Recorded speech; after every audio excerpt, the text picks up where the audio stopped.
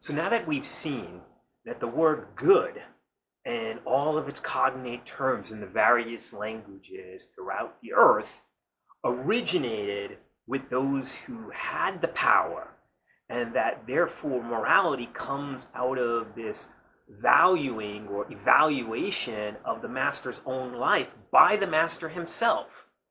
And so the master morality, we want to take a closer look at it. And we want to take a look how the master morality then gives rise to the slave's perspective, the slave's morality. So now the master's morality is a positive morality. It can be summed up in a t-shirt. I don't know if any of you have seen these t-shirts. I know down south where I'm staying right now, there's a place that sells these shirts, and on it says, "Life is good."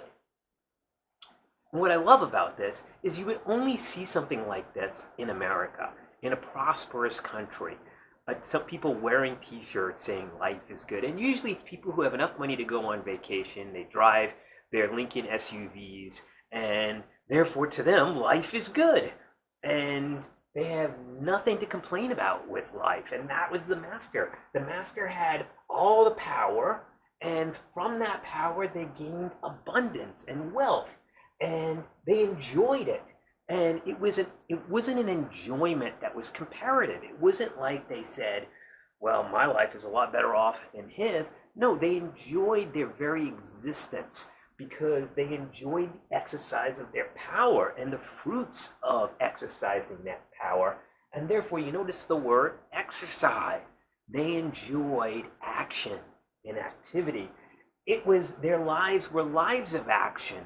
They fought, they conquered, they played games, they danced, they sang, and thus they had this healthy life of activity, and therefore action was seen as good.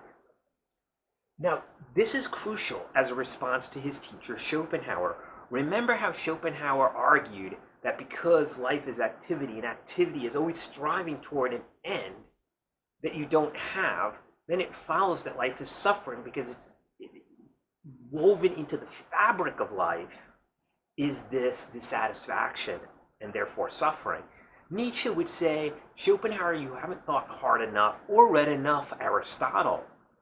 Because yes, there are actions that aim at goals that are different than the action themselves.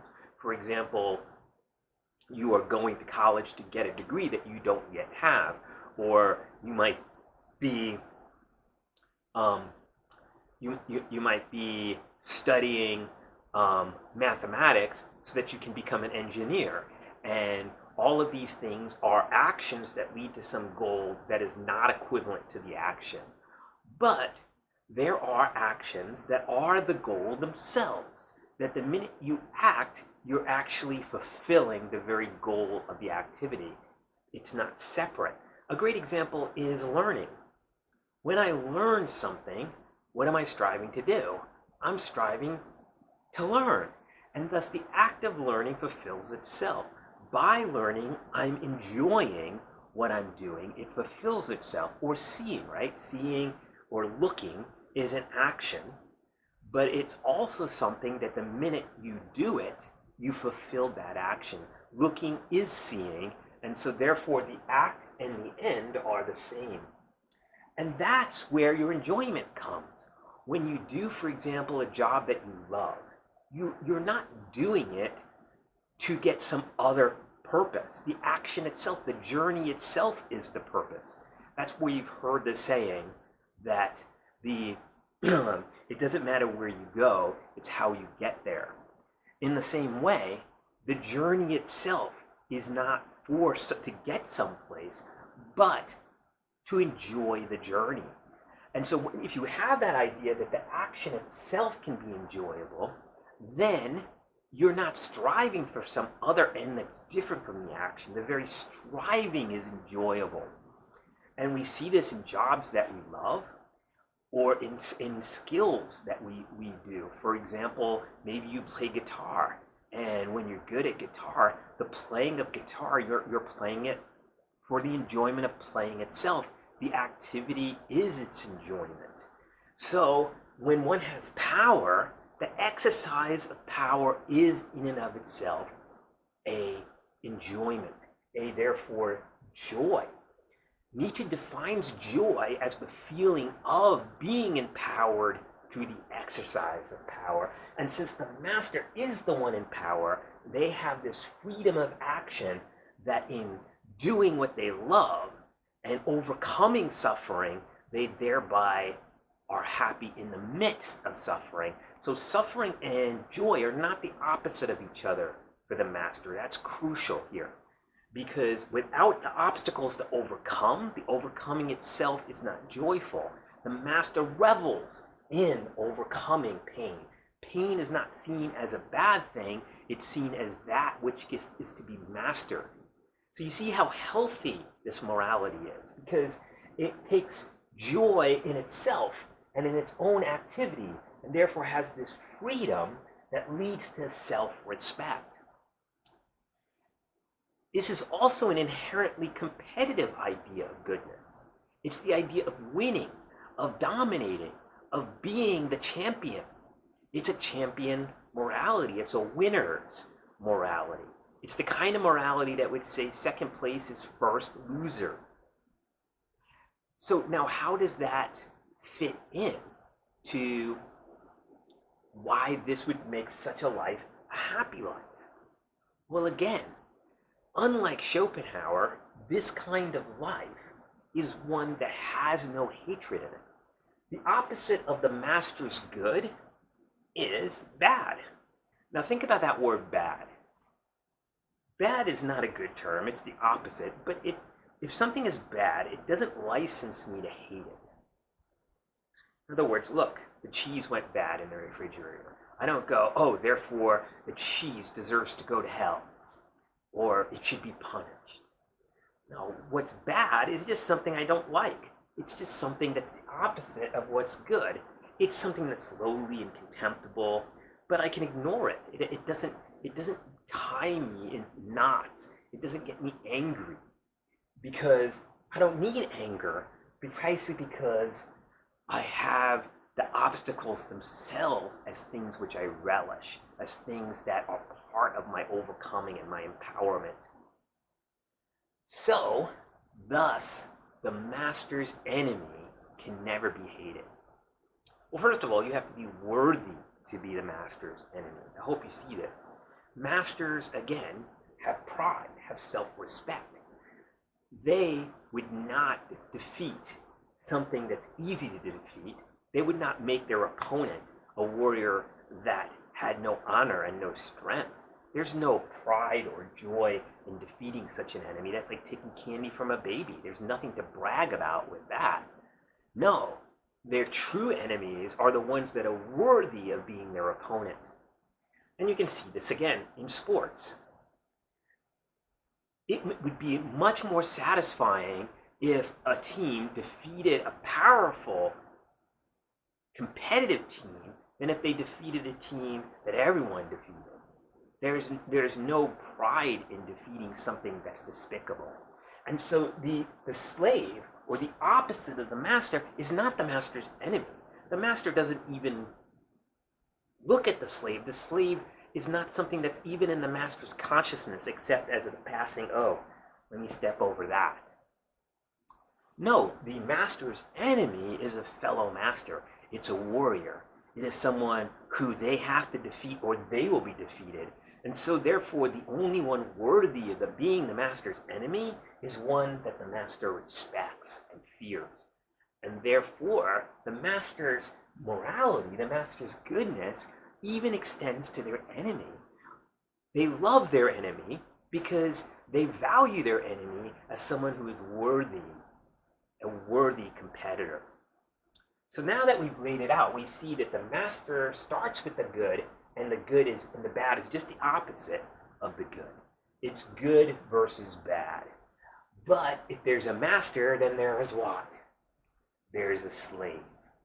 What's this? And again, remember that from the perspective of the master, what is good is going to, from the perspective of the slave, not be good.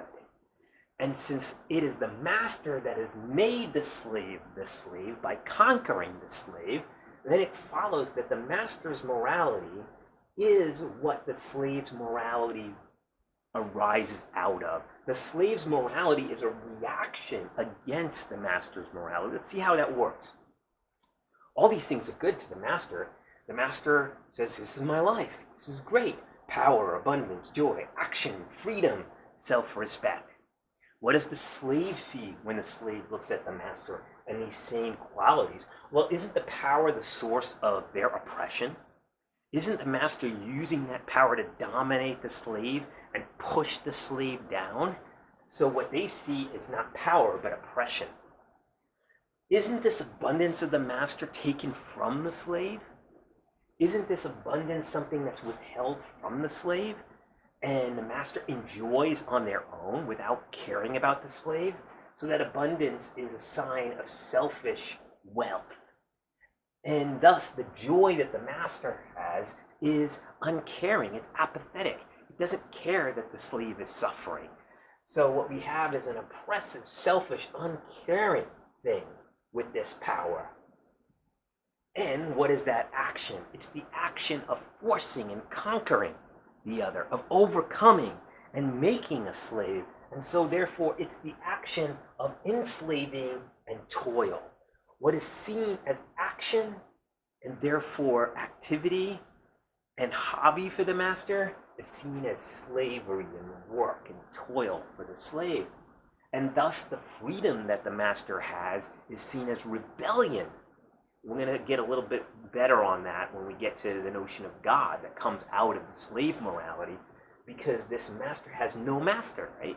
And therefore it does whatever it wants. It has no rules, and therefore it's lawless. It is what the Chinese would say, without heaven, there's nothing that the master obeys, and therefore the master has no morality.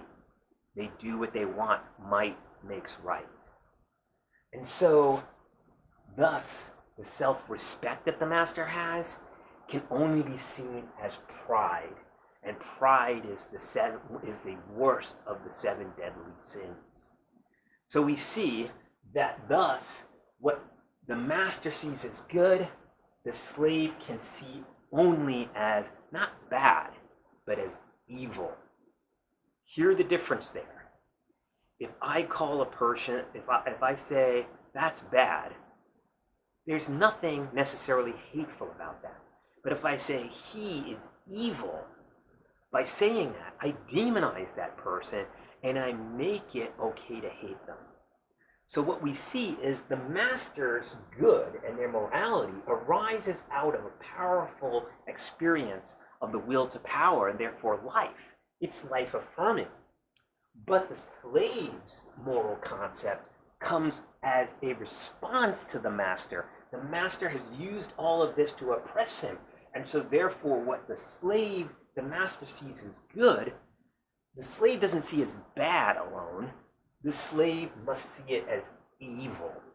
Because these particular things that the master's power produces the slave's condition. And what is the slave's condition? Well, again, it could be summed up in what I called Schopenhauer's slogan, life sucks. Imagine you took this Life is Good t-shirt and you went to Ethiopia in the middle of a famine and you saw one of those little kids without any shirt or clothes with a distended belly from malnutrition and hunger, and you gave that shirt, Life is Good, to that young boy to wear. What a joke. That would be disgusting, wouldn't it? Imagine seeing one of those young boys wearing a shirt that says life is good. No, life is not good.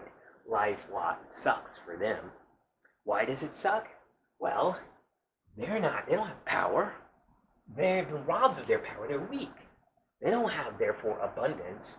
They are poor and hungry. And therefore what? They are not enjoying their life, they're suffering. And they're suffering because they're forced to do actions that they don't want to do. And therefore they're not just playing and enjoying a vocation, doing what they love, their dream job. They are forced to work and labor and toil. And they have to do it There is a law above them, unlike the master. The master is lawless, but the slave has obedience, has to obey, like an animal. And therefore the slave is contemptible. The slave suffers a condition not of self-respect, but of self-hatred, of worthlessness, of utter humiliation. So we see that the master morality gives rise to good and bad, but the very existence of the master morality involves a slave, and the slave morality is a response to the master's morality. It's a parasite. It only arises because there's a master morality, and therefore the first word in the slave's morality is hate, is hatred, and that is crucial. The slave morality doesn't start with love or joy or goodness or the positive. It starts with the object of evil, the master, who is hateful, who is the devil.